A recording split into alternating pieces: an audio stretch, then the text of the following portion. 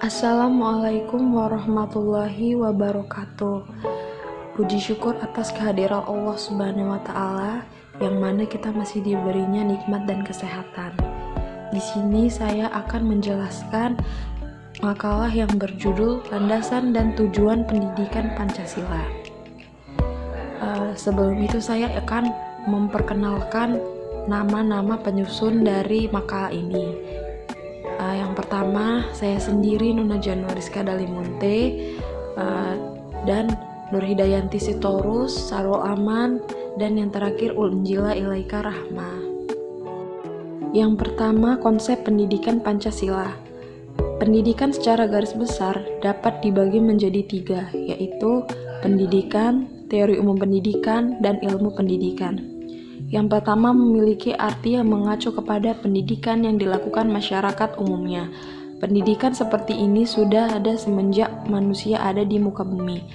Pada zaman dulu, kebanyakan manusia memperlakukan anak-anak secara insting, suatu sifat pembawaan demi keberlangsungan hidup keturunan.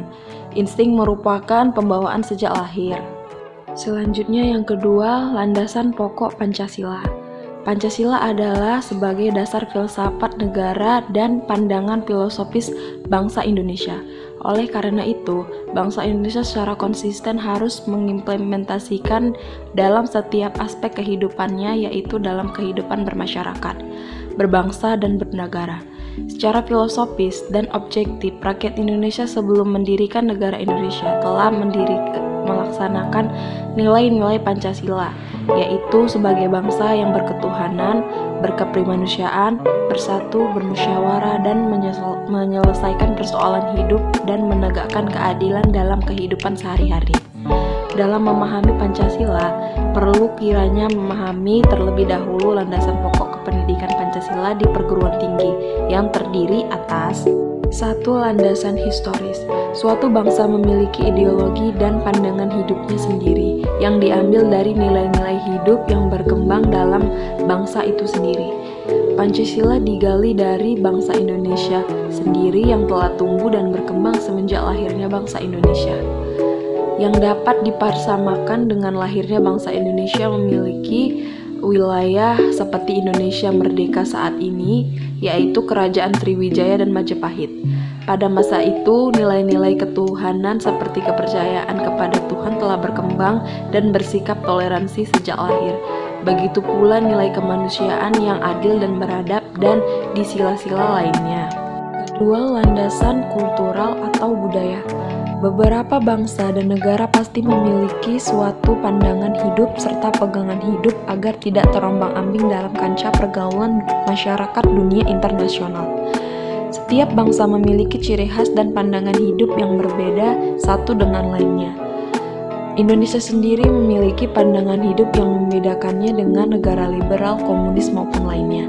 Indonesia mendasarkan pegangan hidupnya dalam bermasyarakat, berbangsa, dan bernegara pada suatu azas kultural yang dimiliki dan melekat pada bangsa itu sendiri. Yang ketiga, landasan yuridis. Dituangkannya Pancasila ke dalam pemujaan UUD 1945, maka mengisyaratkan bahwa secara yuridis konstitusional Pancasila telah menjadi dasar negara Republik Indonesia. Untuk memudahkan warga negara dalam memahami Pancasila, maka dilaksanakanlah pendidikan Pancasila, khususnya di perguruan tinggi. Landasan yuridis perkuliahan pendidikan Pancasila dari perguruan tinggi secara gamblang tertuang dalam Undang-Undang Nomor 2 Tahun 1989 tentang Sistem Pendidikan Nasional.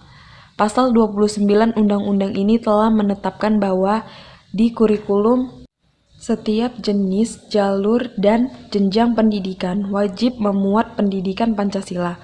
Pada dasarnya, landasan yuridis pendidikan Pancasila juga terdapat dalam beberapa ketentuan yang pernah berlaku di Indonesia. Yang keempat, landasan filosofis. Pancasila dikenal sebagai filosofi negara Indonesia.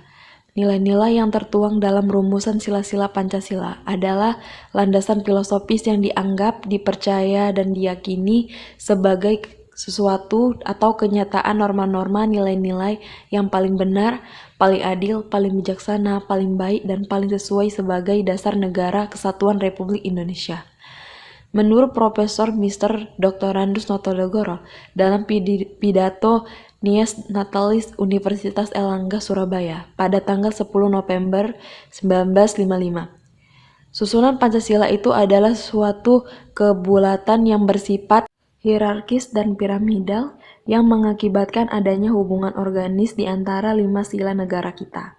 Pernyataan dan pendapatnya tersebut kemudian diterima dan dikukuhkan oleh MPRS dalam Ketetapan Nomor 20 MPRS 1960, Ketetapan Nomor 5 MPR 1973. Pernyataan tersebut diperkuat oleh Ketetapan MPR Nomor 6 MPR 1978.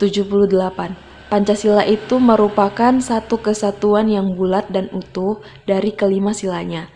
Dikatakan demikian karena masing-masing dari sila Pancasila itu tidak dapat dipahami dan diberi arti secara sendiri-sendiri. Memahami atau memberi arti setiap sila-sila secara terpisah dari sila lainnya yang mendatangkan pengertian yang keliru tentang Pancasila. Yang terakhir, tujuan pendidikan Pancasila. Secara umum, tujuan utama pendidikan Pancasila adalah untuk menumbuhkan wawasan dan kesadaran berbangsa dan bernegara, sikap dan perilaku cinta tanah air dan bersendikan kebudayaan bangsa, wawasan Nusantara, serta ketahanan nasional dalam diri kita yang sedang mengkaji dan akan menguasai ipteks. Sekian penjelasan dari saya. Semoga teman-teman yang membacanya atau mendengarkan ini dapat menambah wawasan tentang landasan dan tujuan pendidikan Pancasila. Sekian dari saya. Wassalamualaikum warahmatullahi wabarakatuh.